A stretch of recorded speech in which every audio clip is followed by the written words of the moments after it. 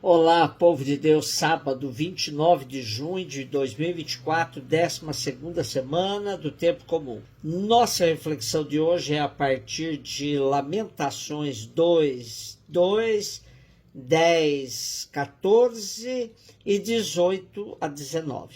E Mateus 8, de 5 a 17. O Senhor destruiu sem piedade todos os campos de Jacó. Em sua ira, deitou abaixo as fortificações da cidade de Judá. Lançou por terra, aviltou a realeza e seus príncipes. Sentados no chão em silêncio, os anciãos da cidade de Sião espalharam cinza na cabeça, vestiram-se de saco. As jovens de Jerusalém inclinaram a cabeça para o chão. Meus olhos estão machucados de lágrimas, fervem minhas entranhas.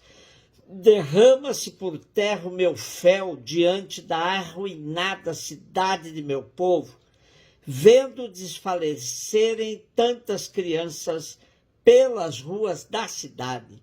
Elas pedem às mães: o trigo e o vinho onde estão? E vão caindo como derrubadas pela morte nas ruas da cidade, até expirarem no colo das mães. Com quem te posso comparar? Ou a quem te posso assemelhar, ó cidade de Jerusalém? A quem te igualarei para te consolar, ó cidade de Sião? Grande como o mar é tua aflição, quem poderá curar-te? Teus profetas te fizeram ver imagens falsas e insensatas. Não puseram a descoberto a tua malícia para tentar mudar a tua sorte. Ao contrário, deram-te oráculos mentirosos e atraentes. Grite o teu coração ao Senhor em favor dos muros da cidade de Sião. Deixa correr uma torrente de lágrimas, de dia e de noite. Não te concedas repouso, não cessem de chorar as pupilas de teus olhos. Levanta-te, chora na calada da noite, ergue as mãos para ele pela vida de teus pequeninos, que desfalecem de fome em todas as encruzilhadas. A dramática narrativa de hoje se refere à derrocada de Jerusalém frente às atrocidades de Nabucodonosor que lemos nos livros dos reis. O livro das Lamentações é atribuído ao profeta Jeremias, que viveu intensamente todos os fatos envolvendo a destruição de Jerusalém e a deportação do povo para o exílio na Babilônia. O nosso texto, bastante resumido para o uso litúrgico, é uma dolorosa meditação sobre o exílio, sobre a responsabilidade dos falsos profetas e das práticas idólatras no desastre que atingiu a cidade de Deus e o seu templo. Tudo isto leva ao arrependimento e à súplica. O afastamento da pátria simboliza dramaticamente o afastamento de Deus. Esse Deus que domina a história e que, por meio dos seus mensageiros, lhe revela o sentido e o significado. Depois de recordar a infausta sorte do rei, dos sacerdotes e profetas, dos velhos e dos novos, o cântico dirige-se a Sião, recorda-lhe os enganos de que foi vítima e convida-a a chorar sua sorte. O verdadeiro profeta não passa a mão por sobre a cabeça dos faltores, e sim os convida à lamentação com esperança de se converterem. Analisar os fatos acontecidos de forma realista e compromissada deve ajudar aqueles que tiveram adormecidas suas consciências.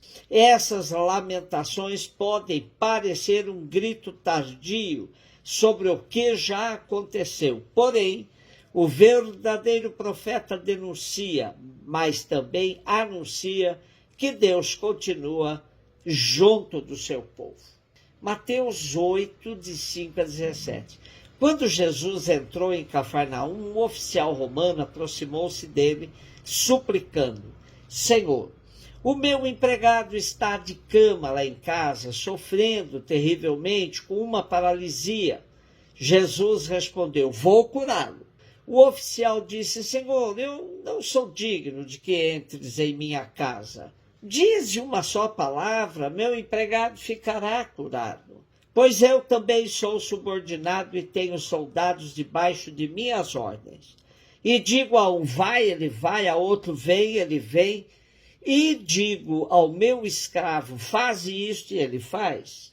Quando ouviu isso, Jesus ficou admirado e disse aos que o seguiam: em verdade vos digo, nunca encontrei em Israel alguém que tivesse tanta fé.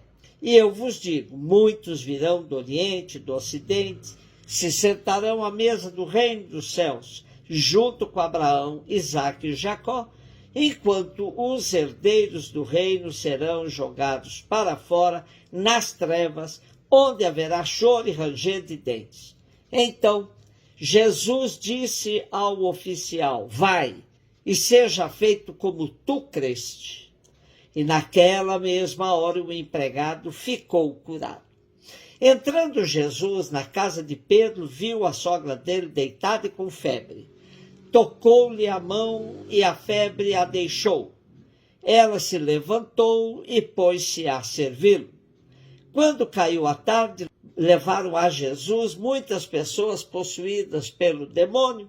Ele expulsou os espíritos com sua palavra e curou todos os doentes, para que se cumprisse o que foi dito pelo profeta Isaías. Ele tomou as nossas dores e carregou nossas enfermidades. O capítulo 8 de Mateus começou ontem com a cura do leproso, onde Jesus, não respeitando a lei, tocou o enfermo. Isso era um ato profundamente abominável para os piedosos judeus observantes da lei. No texto de hoje, Jesus se dispõe a ir à casa de um pagão para curar seu empregado, o empregado de um centurião. Outra violação da lei se avizinha: entrar na casa de um pagão. Outro dado interessante deste milagre de Jesus é que ele aparece também em Lucas e em João, com algumas diferenças. Enquanto Mateus fala da cura de um filho servo, o termo grego é pais. Lucas fala da cura de um servo, doulos.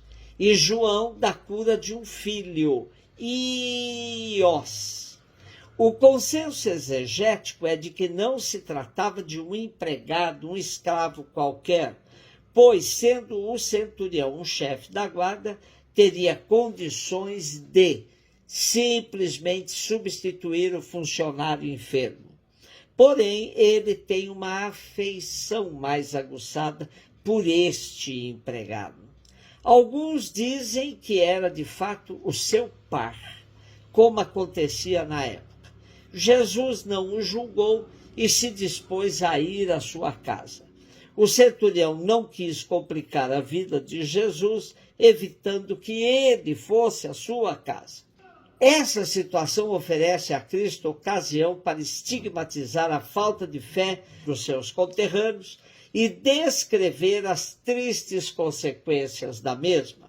As expressões choro e ranger de dentes são idiomáticas, como um ditado próprio da língua, do costume do povo, indicando o enorme desespero daqueles que no castigo reconhecem as suas culpas. A cena do centurião serve também para indicar o novo rumo da missão ao anúncio do evangelho aos pagãos. E a cura da sogra de Pedro, que estava doente com febre, é o terceiro milagre de Jesus nesse 8º capítulo de Mateus. Outra vez, Jesus transgride a lei tocando na enferma, tomando a iniciativa de a curar. Uma vez curada, a mulher pôs-se a servir, tornando-se assim a primeira diaconisa da história cristã. Os últimos versículos sintetizam a obra de Cristo em favor dos endemoninhados e dos doentes, Trata-se de uma prática libertadora, fruto da solidariedade de Cristo com os marginalizados de sua época. Um beijo no seu coração.